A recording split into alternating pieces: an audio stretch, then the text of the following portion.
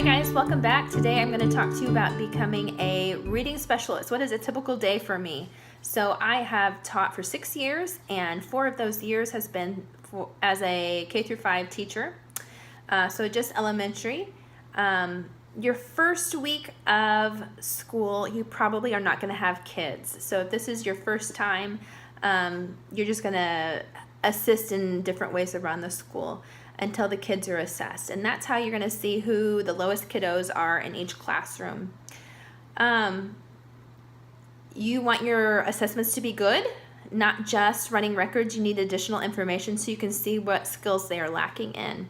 So you're going to pull or push into the classrooms. You're going to pick the lowest students in the form of reading. A lot of those times that comes with behavior issues, and that's because they are not getting it in the classroom, and a lot of times a defense mechanism so that they are not feeling bad is that they act out. And I will tell you that some ways to deal with that is the number one, I think, is to develop really good relationships with them. You want to hear about their weekends, what they did. You want to be interested. You want to talk about your life as well. You want that relationship to be really good. One thing that I have learned, a love and logic rule that has helped me tremendously, is to say, when they are fighting with you and they don't want to do it, you just say, I love you too much to fight with you. I love you too much. And they need to hear that. They need to hear that they're loved by their teachers. I love you too much to fight with you. So that's just something I do. Monday through Thursday, I get really hard into reading and phonics and vocabulary. Friday, we do a Friday fun day, and I'll explain that in a little bit. So you're going to want to talk with their teachers to see what they're working on and reinforce what they're working on, but also work on those skills that they're lacking. So what I do in a typical day is after I greet them and talk to them for 1 or 2 minutes to develop that relationship, is I go next into a review. So let's just say that last week they worked with the magic E rule, long I. And so I'll have a list on the board of some words that we can review. Who remembers this from last week? And then they'll go through these. And I always have a challenge question. And so I'll say, like, get with your neighbor next to you, and I want you to whisper and give me a thumbs up if you can get this really hard word. It gives them a lot of confidence, and they're working with their peers on this.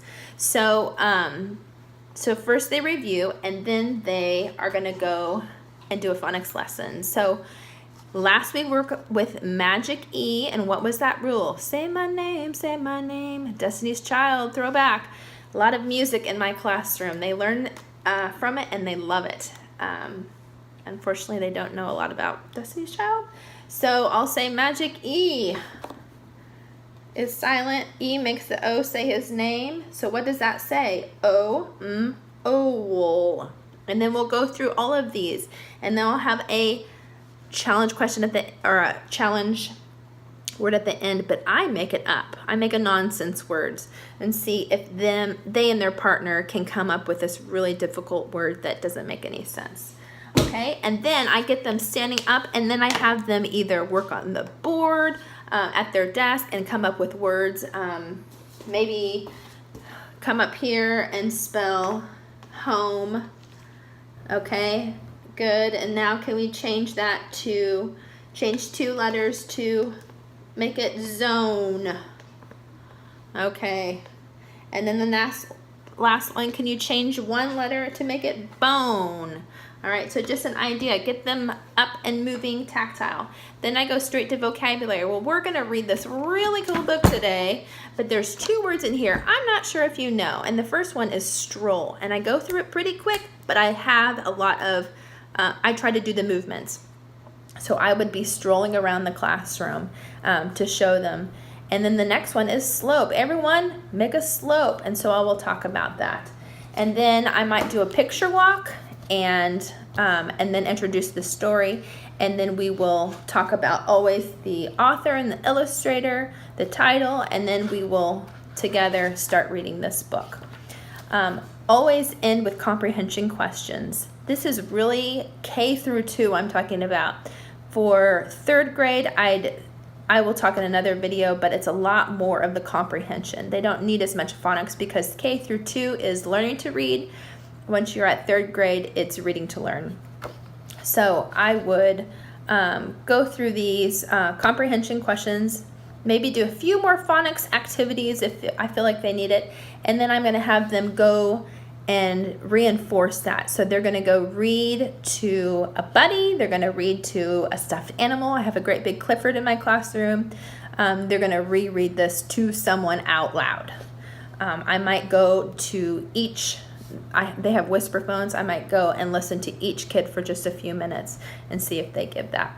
So on Friday, it is a little different. I always reinforce those phonics lessons from the week especially, but also from the previous weeks as well.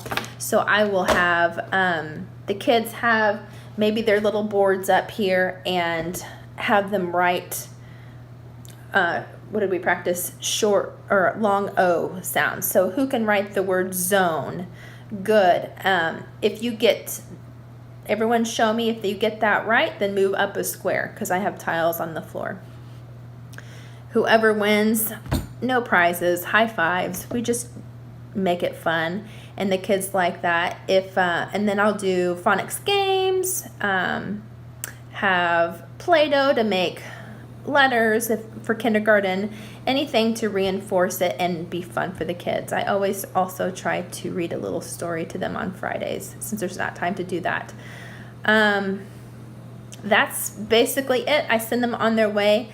In my classroom, which I know is not normal, I have them for an hour. I have 10 students, so I'll have 5 at my table and then 5 at a computer program that they're doing or silent reading, and then I'll switch again. And yeah, that is basically it. If you have any questions, please comment, and I'll be happy to help in any way. Also subscribe, and good luck this year.